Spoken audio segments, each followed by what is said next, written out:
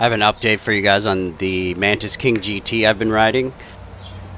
Managed to figure out the issue on the rear end and pretty much on the front end too, in order to tighten up the suspension that was all pretty loose and had some play in it.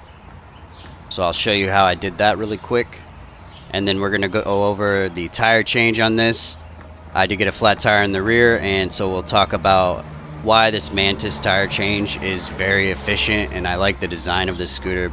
For tire changes specifically, it's one of the best. So to show you the problem that I found, this is an old shock off of a 010X. If you look at the top here, there's bushing on each side. If you look at the bottom, one of them is missing.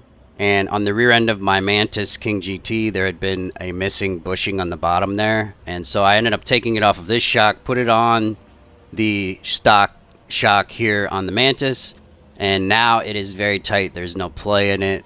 In general, C-type suspensions tend to be this way, where you need to retighten the swing arms and stuff down every so often. Anyways, I'm going to go into the tire change now on this scooter, and specifically what makes this tire change so easy is that the motor wire and the split rim lines up so that you don't have to take the wheel off. You can take off the right side swing arm, and you do not need to mess with the motor wire at all. You can then split the rim while it's still attached to the left swing arm.